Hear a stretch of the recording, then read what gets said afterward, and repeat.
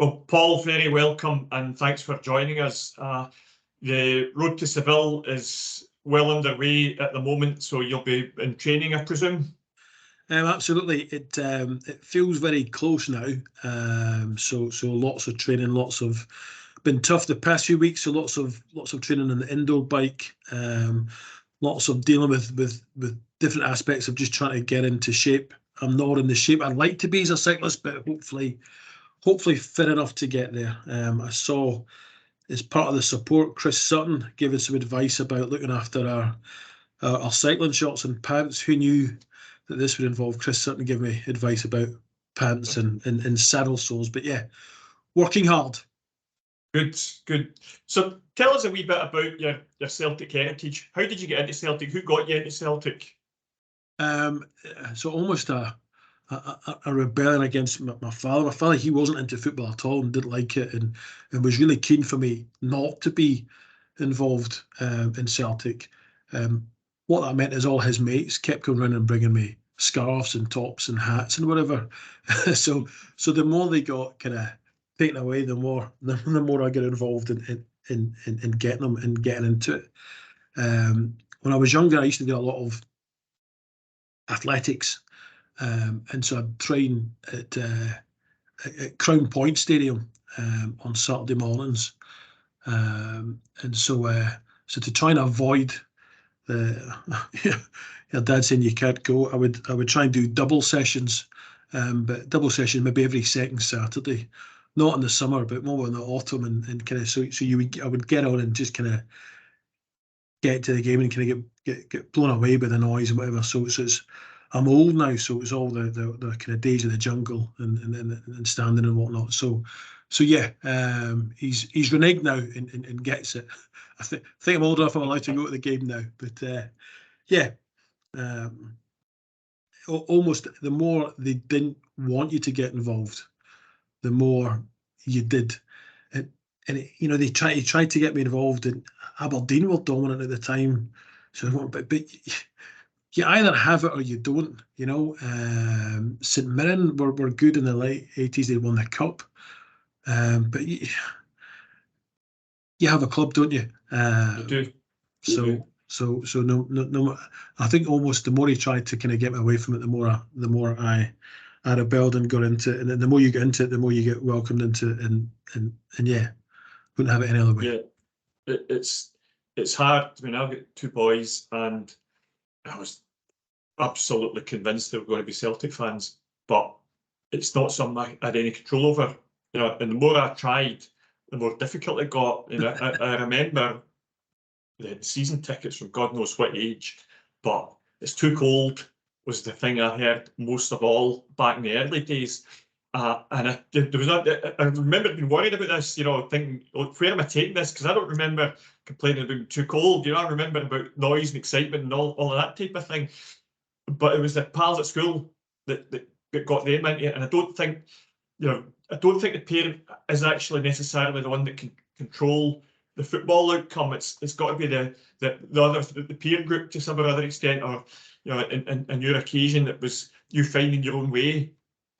No, absolutely. I mean, I remember. So, the old stadium with the big floodlights. You could see them for distance. You could see them from the ground, from the Crown Point where you were training, and so it was easy to get along to. But yeah, interesting, because at the time I was doing a lot of training, so it wasn't for the match day kind of pre-drink. But no, it just, it's difficult to put your finger on how it feels when you're in the ground. You see pictures when kids have their first time there, and they still feel that kind of sense of excitement. I don't know if you grow out of that. There's still something that, not living in Glasgow, I don't get to as many games as I'd like to, and so there's still something about getting there, getting to the ground, or even just the kind of pre-match beforehand, and that whole sense of experience of the day. I still feel like a little kind of kid doing it now. And where is it that you live now? So I live in Sheffield, Right. in Yorkshire. So there's local supporters bars down here. There's the There's a bar in Rotherham that we tend to watch the games in. There's a supporters bar in Doncaster nearby, and there's one in Leeds. When I first moved here, I was desperate to try and find a supporters bar because I was doing a kind of 40 mile in the cars to get to somewhere. And he's moved on now, but I saw some of the Celtic top said, where do you watch the games? Is there anywhere in Sheffield? There must be in somewhere like Sheffield. And he told me the name of the pub, and it was literally 400 yards away from my house. So great to go there. But yeah, we've got an active supporters bar in Rotherham, so that's the nearest bar. Right, good stuff. And what's your early memories of Celtic? Where did it? What kept you? So I'm assuming we're talking the 1980s here. We're talking the Frank McGarvey, Charlie Nicholas type era. Yeah. So so the kind of McGarvey, Nicholas, Danny McGrain, Paul McStay, us typically not doing fantastically well, save the kind of centenary season and the title at Love Street aside, and then kind of moving into the early 90s, and then I went away. Yes, no, and I went away to study, and so that it felt like I was watching from afar. So I studied away from the West Coast, and then I worked abroad for a while. I remember I was working in the East Coast of the United States, in Connecticut, so 2000 for the Demolition Derby game, and it was amazing. There was a thing called the internet where you could try and listen to games, but it was so what's an early kickoff in Glasgow is a really early kickoff in the US. So I thought I was dreaming when we were 3-0 up after 15, 20 minutes. You think, is this? I'm actually awake? Is this happening? So yeah. And coming back and then going to seeing Celtic Park after the transformation, through Fergus McCann, from a completely different stadium, a completely different environment, but still that same sense of, this is our home. This is where you're gonna come. But completely, it was weird being away to come back. So where I think it was old hat for everyone because they've been used to the season at Hampden and then the kind of the half built ground. For me, I've been away and come back, and it's all completely changed apart from the kind of the old front. Mm-hmm. And what about cycling then? So this trip's all about cycling. How long have you been a cyclist? So I cycled as a kid, but then didn't really do any cycling for ages. But as you get older, the knees and hips and ankles don't take the same kind of pounding they used to when I was running. So I got into to cycle as a way to try and keep fit. I keep doing daft things in terms of bets or getting, getting told I can't do something, saying, well, yes, I can. When the Tour de France came to Yorkshire, a couple of my friends that got quite fit said, we can cycle the stage. And I was like, yeah, let's do that. I said, you won't be able to do it. Yes, I will. When was this? How long ago was so this? It was 2014, the Tour de France was here. So we did a stage from York to Sheffield over around every kind of hill in the area. And so I got a bike, and Sheffield's quite hilly. It's on the edge of the Peak District. And you quickly realise, what have I done? Because this is a lot harder than I remember. As a kid cycling, I grew up just west of Glasgow, kind of Paisley, Johnston way. It's relatively flat. There was cycle paths on the old railway lines. So all these hills was a different kettle of fish entirely. So good because it meant that I didn't have to be out for long distances to have a real impact, and you see the benefit of the train. So did that stage, kept going, kept at it. I'm not built for cycling. When I'm cycling with the guys on the road to Seville, when we cycle in groups, I think they're happy cycling behind me because I offer that additional wind resistance. But training in the Peak District is good because the hills are kind of short and sharp, but brutal, 10, 15, 20% gradient. So it gives you the confidence. If you can get up that, you can get up anything. Although some of these guys that are really into cycling, take their bikes to extremes. I remember in the bike shop, looking at bikes, and the guy said to me, for an extra £2,500, you can have a bike and it's carbon fibre and it'll be 2 kilograms lighter. There's anything that needs to lose 2 kilograms here, it ain't the bike, it's me. So Peak is great for it because it's almost, I think Sheffield's like the English Glasgow. It's got its football teams, it's got its heritage and its industry, but it's famous for things that you don't think of unless you're in the city. Sheffield's got a great theatre scene, as is Glasgow, but you don't know that if you're not from Glasgow. It's got a great music scene, and from Glasgow it's easy out to Loch Lomond, so Sheffield out into the peaks. So great for getting out and getting a bit of fresh air and trying to have a little bit of exercise. Good. And what about Seville? Were you there in 2003? So I wasn't in Seville. I just bought a house in Sheffield at the time, so I had absolutely zero cash whatsoever. And the guy, he's not my dentist, but the guy I bought a house from, was a big Liverpool fan, and we were conducting the kind of final stage of the buying as it came up to the Seville run against Liverpool, and I joked that I was going to pull out if we lost, if we didn't get through. But we completed the day after, or the week after we won. And I remember leaving a bottle of champagne saying, "All right, I hope you go on and win it now." So no, I didn't go to Seville for it. So this will be my first time in Seville, 20 years later. But I watched it in a supporters bar in Doncaster. So the supporters club have moved now from the pub we were at. I think the pub's gone. It's called the Horse and Jockey.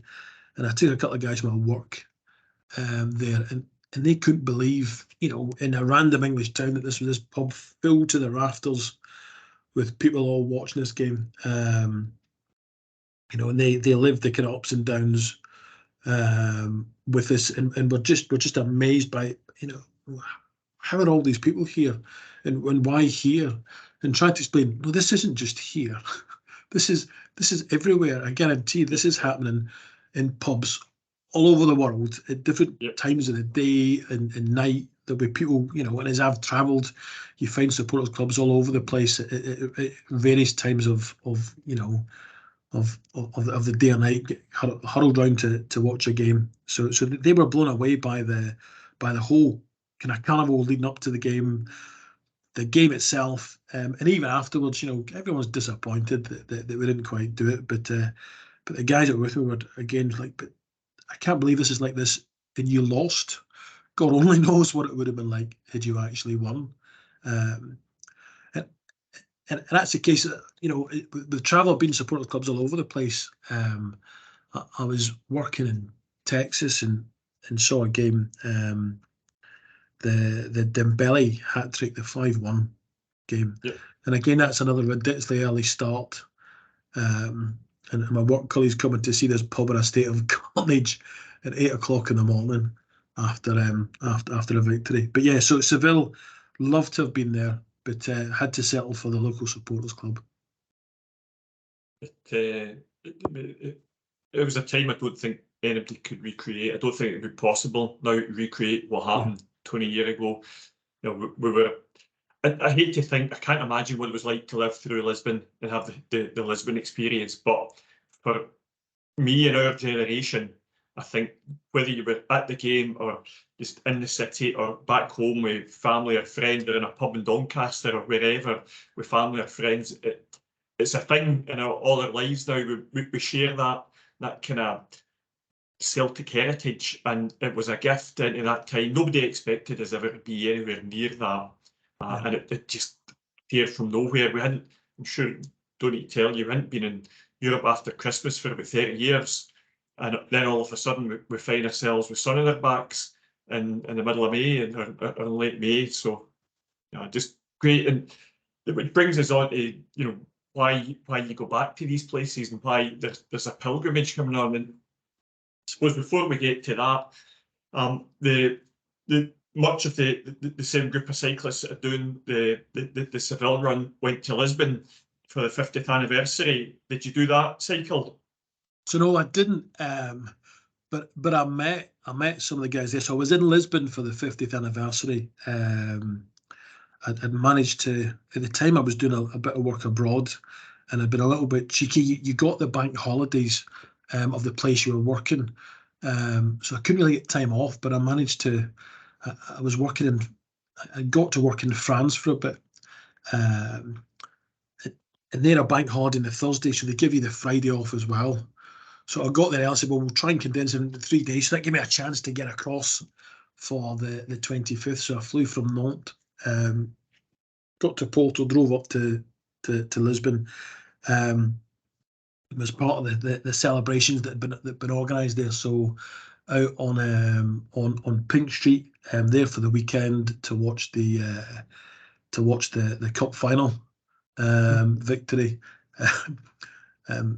Some poor guy in a stag do walked into that pub just at kickoff, wearing a top from a team that we shan't mention. That was quickly removed from. I was like, my stag do. But for the day itself, went out to the ground, as I know tons of people have kind of done. I think that the Portuguese Cup final was on that weekend, so I don't think they were keen in letting us in until the volume of people saying, listen, what you maybe want to do is let us in for a controlled period so people will come in rather than just have people en masse. And the guys that had done the road to Lisbon came in and did that loop at the end. So they did a loop. It had a replica European Cup to lift up. So met some of the guys there, and then out later on. And again, you know what it's like when you're celebrating with a drink or two. Oh, it was great. If we do it again, you'll need to come along. And I said, oh, of course. Yeah. Cycling that huge distance, I'm well up for that. Had you done any big cycles like that prior to this? So I'd done, so the York to Sheffield thing was maybe 70, 80 miles with lots of hills, but that was one day. Yep. Doing that kind of distance with not that amount of elevation, but similar elevation for 2 weeks in a trot. Absolutely not. We talked about doing it to Milan for the 50th anniversary of the European Cup there, but who knew that cycling to Italy in 2020 would not be a good thing? But I'm always glad that didn't happen, because it meant we've had bouts of training. So 1 week, we've got together and trained. So for me, it's been really good to integrate into the team and also understand what you need to do in order to be fit enough to do it. The first week things were beginning to reopen in 2020 late on in the year. After COVID, we had a week in the Highlands. There was about 20 of us. So you get to gauge where you are in the group of cyclists about 20th. So you think, God, this is going to be hard, because it's easier to cycle as a group. So if you start drifting off the back, then it's harder for you to kind of keep up. So that helped me understand that I actually needed to put some quite serious training into it, to get the miles up, to get the effort in, to get the waist a little bit thinner and lighter, to be able to do it. So yeah, met the guys at Lisbon. I agreed after more drinks than I should have had to do it, and here we are with 8-9 weeks to go now. Beginning to panic. Well, listen, 8-9 weeks, nothing that can't be done. What's 1,000 miles between friends? Well, the Proclaimers wanted to walk it, didn't they? So, but I think they were walking a flat, 500 more. But yeah, it'll be good. It's going to be, it's going to be hard. It's going to be tough, but I think it's going to be really enjoyable. It feels like it's a really good, strong, supportive group of people, all from different walks of life, but all with this kind of common theme that kind of binds us together. And I'm sure there'll be days where one of the other guys will have a tough day and you'll help them out, and then there'll be days where I'll be having a tough day and they'll help me out. That's that's how these things kind of work. So yeah, I'll be lying if I said I wasn't nervous about it, but I'm actually really excited about it as well. Great, great. We're doing it for the foundation, obviously, and I don't know if this is the first thing you've done with the foundation or you've got a prior relationship with them. So first time to this kind of level, but I think it's something that really that sets you as part of the whole Celtic family. I think a club that was set up to look after people in the East End of Glasgow. There's something special with the fact that that's still part of what the club is and really who we are.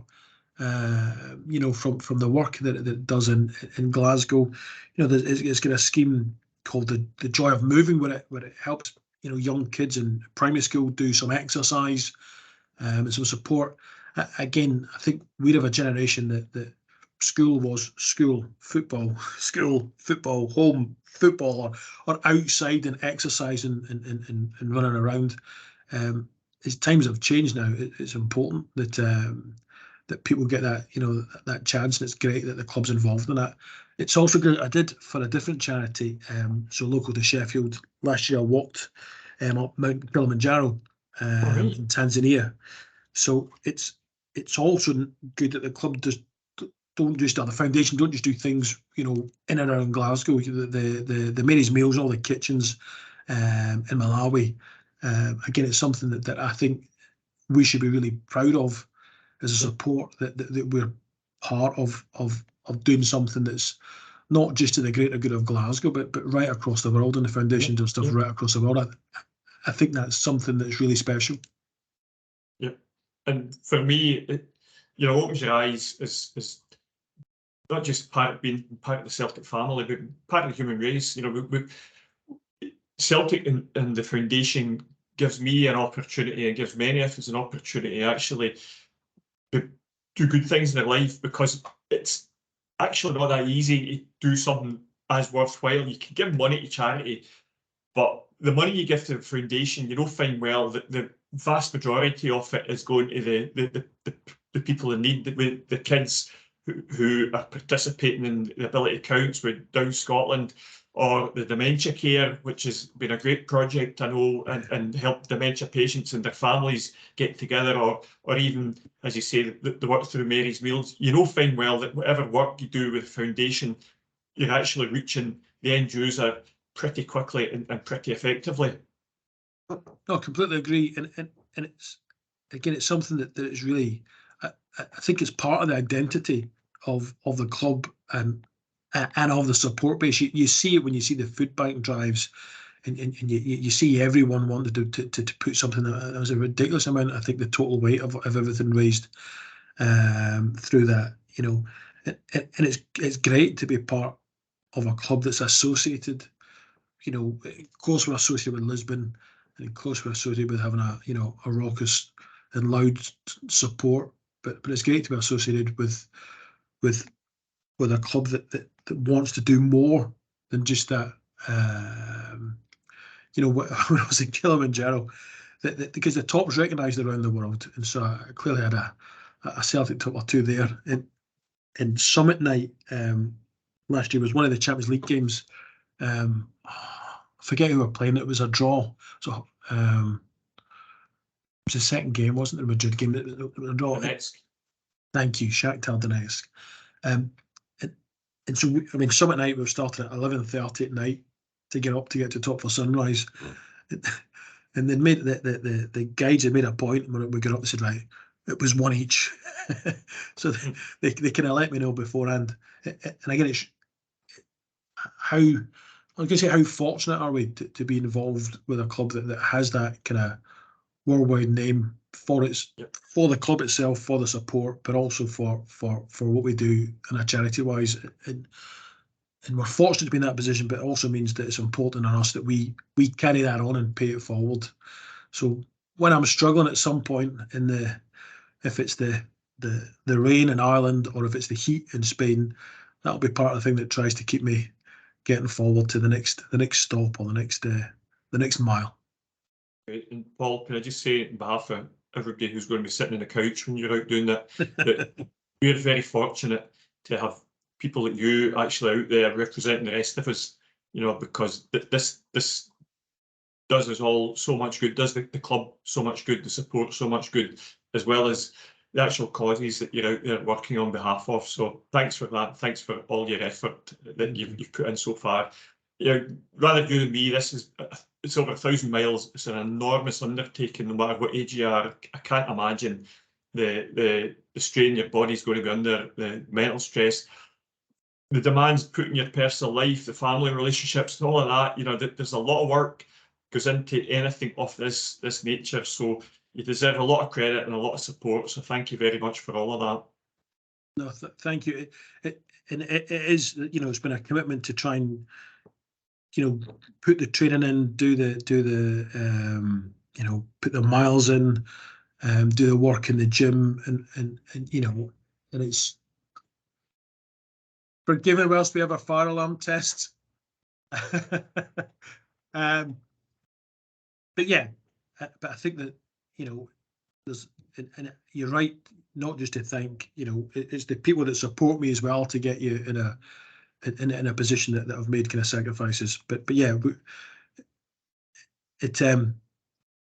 you know, it's the whole team that does it, and it's not, you know, this is one of many that, you know, there was people that did some, you know, you see it on Twitter all the time. You know, if it's walking up Ben Nevis, you see tons of people doing things for the Celtic Foundation, and so yeah, for me it's humbling just to be a kind of small part of that. Great. Well, listen, that's been great, Paul. It's the first chat we've had with the people on the road to Seville. So thanks very much for giving us a once over with it. Take care out there. Good luck, and please do send us plenty of updates when you're on your way. We will do. Well, you know, we've got the Road to Seville Twitter feed that's going. All the Just Giving pages are there. And it's nice to know I'm first up, because I guarantee in the cycle I won't be first to anything. So it's nice to know I'm first to something. Take care, Paul, and thanks very much. Thank you very much. Cheers.